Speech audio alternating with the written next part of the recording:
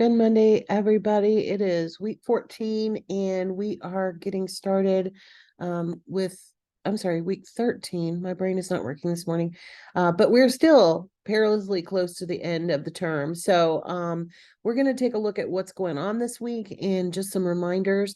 I have been looking at the leadership paper drafts as they've come in. So if you turned it in before yesterday, you probably already have it back. If you didn't, if you turned it in on time, no harm, no foul, but I will get those back to you as soon as I can. There were some common issues, which I will talk about at the end of this. And that way, if you're not struggling with those things, you can kind of dip out. But the documentation and formatting is something that, even though, this class is not about that, I do want you to get it right or as close as you can, because those are skills you're going to use in other classes. So, and as a longtime English teacher, they are near and dear to my heart. So anyway, let's take a look at the course though, and where we are.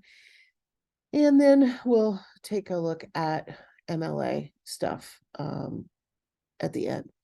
All right, so as I mentioned, we're in week 13, which means that we are 2 weeks away. We're starting the last module. So as you were used to before we started all the research paper stuff, this is a 2-week module. So it's going to be the same process. You're going to do your readings and watch your videos this week. And then you'll have until next week to finish the journal for that final section.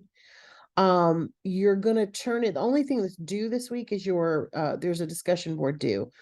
Next week, you're going to have the final draft of the research paper, and the PowerPoint for the presentation is going to be due. So we're going to dig more into that next week. The materials are already there. If you want to go ahead and take a look at them and get started on the PowerPoint and have that ready. And then during the last week of classes, if you want to do your presentation via Zoom, I will have a sign up in the course announcements. Probably I'll put it out this week sometime, but most of you will probably submit them by video, and so those are due at the end of week 15, and that's the only thing due at the end of week 15. I'm also going to remind you, and I'll remind you in the next 2 weeks, the class ends and then finals week begins. So we don't have a final exam. You're free after that, but here's the note. You cannot turn anything in for credit during finals week. So once the class ends on December 4th, everything has to be in. So if you have something that you've been late on, that you've put off, you got to make sure you get that in the next 2 weeks. All right. So let's take a look at the module. We are, as I mentioned, in week 13. So we're in our final module. I'm going to close that one. Now, there's a couple of things in here that will help you. There's some information, of course, about our final unit. And then we also have some video and some print stuff about presentations. So you do have a little bit of extra this week, mostly about how to put together an effective presentation. There's also some information about how to record it. We'll go over that again when we get closer to the time when you'd have to turn in that recording, but it's in this unit if you want to go ahead and get going with it. In unit 10, we are talking about empowering others. And so our selections are from The Wizard of Oz, which is one of my favorite films of all time, but this is from the book. The leadership profile covers Florence Nightingale and Yuri Kochiyama. I can't talk today, obviously. And then, of course, as usual, there are some TED Talks. And the recommended film for this particular unit is 42, which is it's the Jackie Robinson story. So if you want to watch that, you certainly can, but you don't have to. Your journal will come from the other materials, and the free version is right there. So as I mentioned, the only thing due this week is there's a discussion board due this week. This one's about empowerment versus entitlement. Write a brief essay in which you define both empowerment and entitlement. How do we foster a sense of empowerment and get past entitlement? Offer real life examples. And of course, if you do any research, go ahead and document it. We've got some practice at that now. Then I've got a few articles here to get you started for inspiration. So feel free to click through those and take a look at them. As usual, you'll post your discussion, and that's it for this week, other than doing your reading and continuing to work on the leadership paper as I give you your feedback. So without any further ado, let me talk to you a little bit about MLA. So if you go to the library's homepage, and you can do that by clicking on the website, but I have this saved in my browser savings, whatever they're called. What are they called? Bookmarks? Bookmarks. Because I use this page a lot.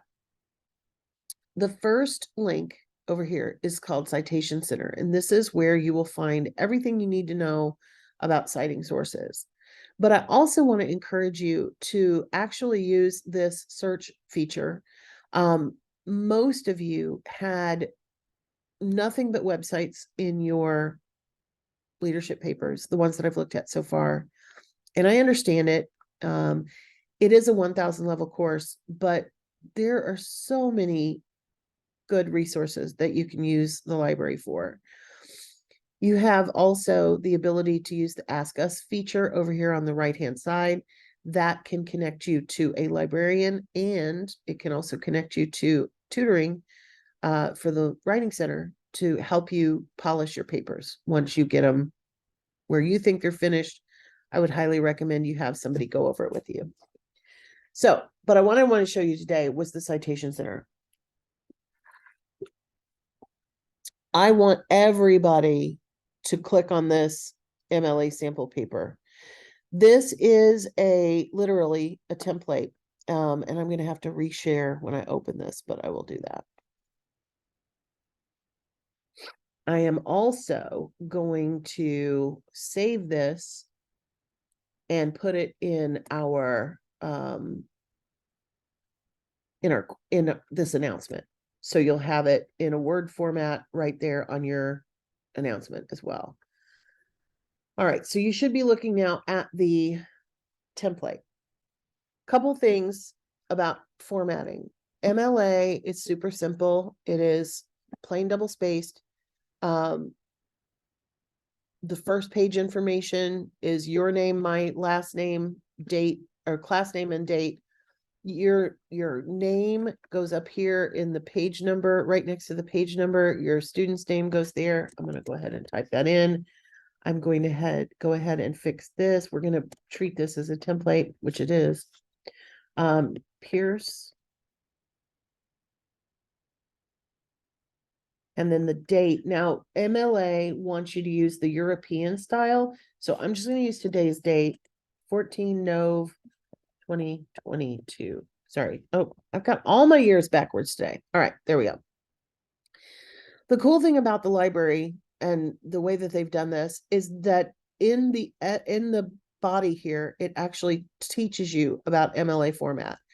It's one reason I want you to use this template specifically. Now, like I said, I'm going to save this on my own computer, and I'm going to give it to you as a separate document, SLS MLA template.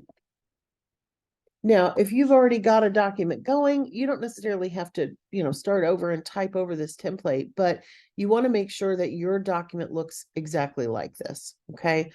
And it talks about how to do it within the paper. On the works cited page, you're going to have an alphabetical list with hanging indent, double spaced, of your sources. Most of you had at least an attempt at the works cited, but some of you hadn't included it at all. So make sure you do that. The other thing you will notice is even as we're just scanning, is that we have a lot of internal citations. These are sometimes referred to as in-text citations. They are sometimes referred to as parenthetical citations. But this is super important. Whenever you have information that you got from a source, it doesn't matter whether you're quoting it or putting it in your own words. You have to have an in-text citation that goes with it.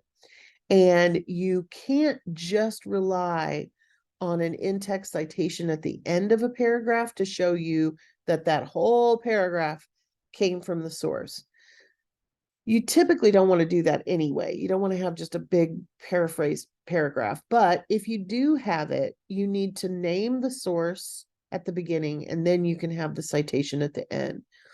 So there's some additional resources back earlier in the class, some videos about how to format, how to cite. Double check those if that was something you got some advice on in the draft. But this, I think, will help you as well. So I'm gonna put this in the announcement with the video, so you'll have easy access to it. But don't forget about using the library site as well. All right. So as usual, if you have any questions, let me know. Otherwise, have a great week 13, and I'll see you next Monday.